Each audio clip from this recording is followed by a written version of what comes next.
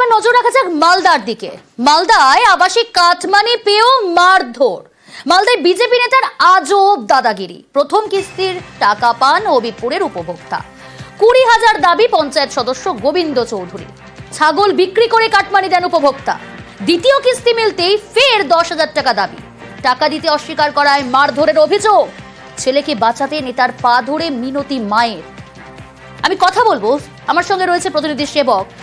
সরকারি পরিষেবা যেখানে দরিদ্র উপভোক্তারা পাবেন, সেখানে সেই পরিষেবা পেতে গেলে টাকা দিতে হবে, কাটমানি দিতে হবে। একদমই দেখো, এমনই চাঞ্চল্যকর অভিযোগ উঠে এসেছে মালদহের হবিবপুরের ঋষিপুর গ্রাম পঞ্চায়েতে, যেখানে স্থানীয় বিজেপির যিনি পঞ্চায়েত সদস্য গোপাল চৌধুরী, তার বিরুদ্ধে অভিযোগ যে তিনি প্রথমে উপভোক্তা 60,000 টাকা ঢুকতেই তার মধ্যে 20,000 টাকা দাবি করেন। বুঝতে পারছো, 60,000-এর মধ্যে 20,000 নগদ টাকা নেই। দরিদ্র পরিবার, তারা বাধ্য হয়ে দুটি ছাগল বিক্রি করে সেই টাকা দেন।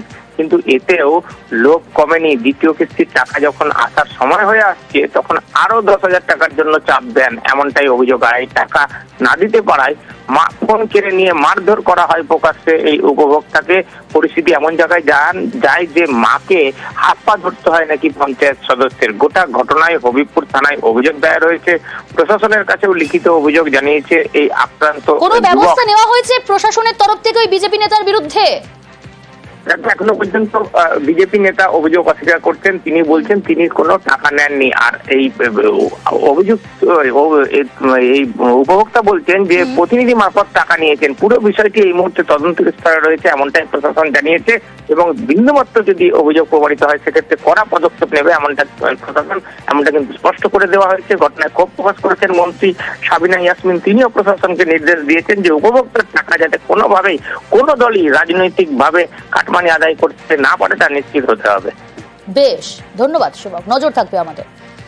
আমাদেরকে যখন লিস্টের নাম আসলো, তার আগে 5 দিন আগে এসে আমাকে বলেছে, আমার বউকে বলেছে, আমাকে গোবিন্দ চৌধুরী পাঠিয়েছে, যদি না দাও তবে লিস্টের বাইরে থেকে তোমার করে দিব, তোমার সারা জীবনেও বাড়ির লিস্টের নামে তোমার অপেক্ষা থাকবা, তাও তোমরা 1 টাকাও পাবা না।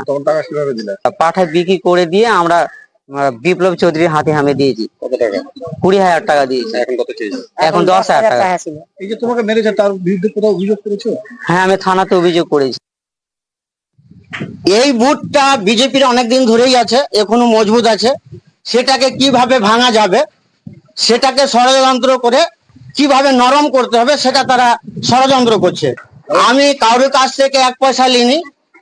যদি প্রমাণ যদি থাকে যে না আমি ওর কাছ থেকে টাকা নিয়েছি, তাহলে যেটা শাস্তি পাবার সেটা আমি শাস্তি নেব। আমি জানতে চাই বিজেপির কাছ থেকে যে এটা সাহস না দুঃসাহস, নিজেদের টাকা আটকে দিয়ে রাজ্য সরকারের দেওয়া টাকা কাটমানি নিয়ে আজকে মানুষের সঙ্গে যে প্রতারণা করছে, সেই প্রতারণার আর জবাব মানুষ আগামী দিনে দেবে। এখানে কমপ্লেন হয়েছে থানাতে, এবং রীতিমতো আইনের পথে চলবে, এবং যা অ্যাকশন নেওয়ার প্রশাসনিক লেভেলে সেটা।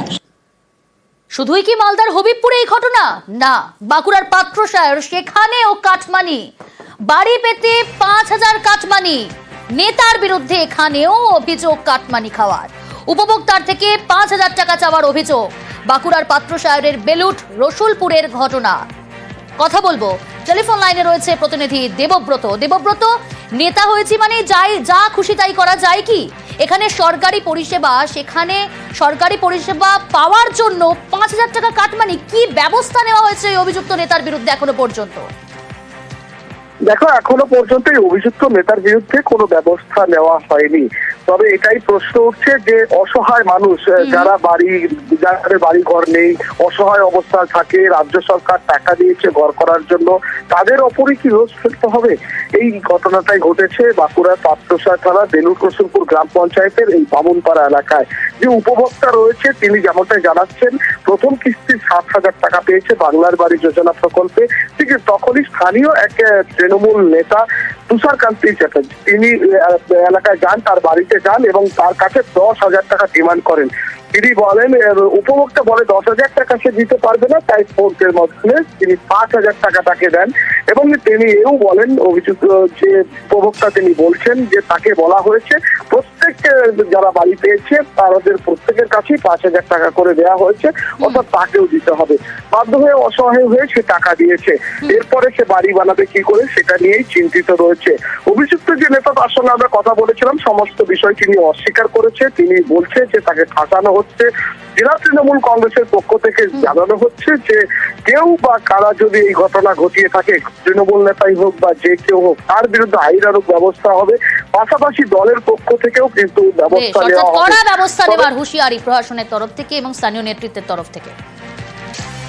যোজনার থেকে টাকা পেয়েছিলাম ঘর করার জন্য। তুষারকান্তি মুখার্জি আমাকে বলে যে 10,000 টাকা লাগবে। ও বলেছিল যে সব ঘরেই 5,000 টাকা করে দেবে। 10 চেয়েছিল, আমি বলছি 5 দেবো। কত টাকা দিচ্ছি? 5,000 যদি ফেরত দেয় ভালো হয়। এটা সম্পূর্ণ মিথ্যা।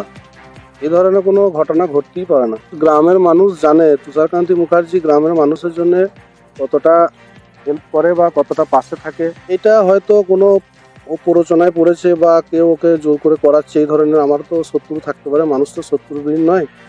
এই ধরনের কোনো মানুষ ওকে করাচ্ছে।